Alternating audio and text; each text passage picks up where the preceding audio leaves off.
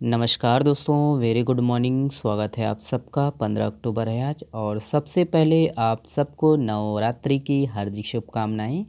माँ की कृपा हम सब पर बनी रहे। चलिए देखते हैं। पहला प्रश्न यही है, हाल ही में चर्चित रानी झरिया जलप्रपात यह किस जिले में स्थित है?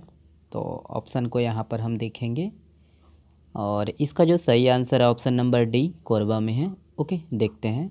ध्यान दीजिएगा कि रानी झरिया जलप्रपात कोरबा जिला में स्थित है और यह झरना रिखी पहाड़ पर स्थित है और यह जलप्रपात 130 फीट की ऊंचाई से गिरती है। ओके, चलिए ये वाला प्रश्न देखिए, हाल ही में चर्चित देवी झरिया एवं ज्वालामुखी मंदिर यह किस जिले में स्थित है?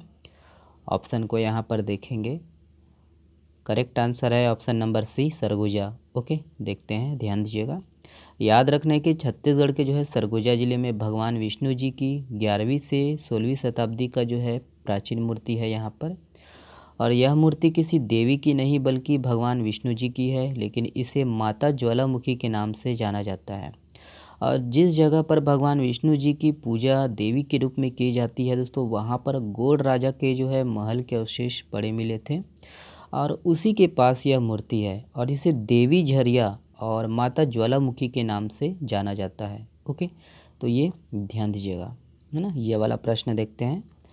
तो बैगा परिवारों को पर्यावास मान्यता पत्र प्रदान करने में गौरेला पिंडरा मरवाही जिला छत्तीसगढ़ का दूसरा जिला व देश का कौन सा जिला बन गया है? तो यहाँ पर हम ऑप्शन को देखेंगे। इम्पोर्टेंट प्रश्न है ये। सही आंसर, करेक्ट आंसर सी है, तीसरा। ओके, देखते हैं। ध्यान दीजिएगा कि राष्ट्रपति के दत्तक पुत्र कहे जाने वाले विशेष पिछड़ी जनजाति बैगा परिवारों को पर्यावास मान्यता पत्र प्रदान करने में गौरेला पिंडरा मरवाही जिला छत्तीसगढ़ का दूसरा जिला व देश का तीसरा जिला बन गया है। और वही है गौरेला विकास खंड के दोस्तों बाजार डांड चुक्ती पानी में वन अधिकार अधिनियम के तहत 13 ग्राम पंचायतों को, है ना, 13 ग्राम पंचायतों के जो है 19 गांव के मुखिया को पर्यावास अधिकार पत्र प्रदान किए गए हैं।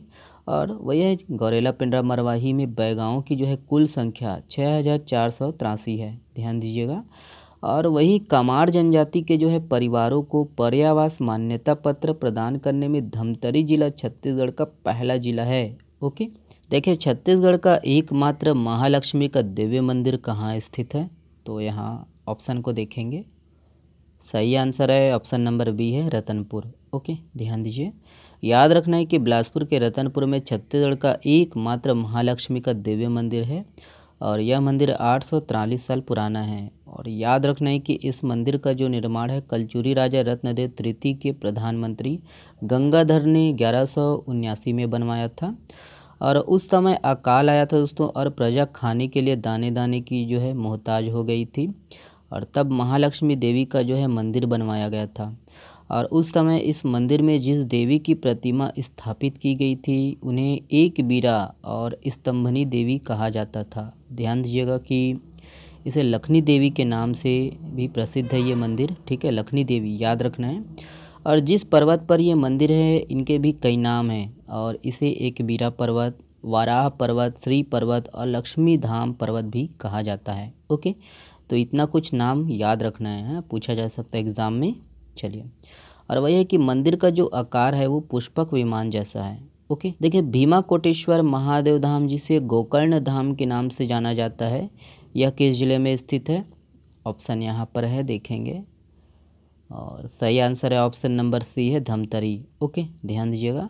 तो याद रखना है कि धमतरी के दुधावा डैम क्षेत्र का भीमा कोटेश्वर महादेव धाम जिसे गोकर्ण धाम के नाम से जाना जाता है, भगवान राम जी ने रावण का जो है वध किया और लौटते वक्त पुष्पक विमान से सीधे अयोध्या नहीं गए बल्कि उनका जो विमान है छत्तीसगढ़ में दंडकारा के जो है एक हिस्से, वर्तमान जो नगरी है सिहावा, वहाँ उतरे और वे 3 दिन यहाँ रहे।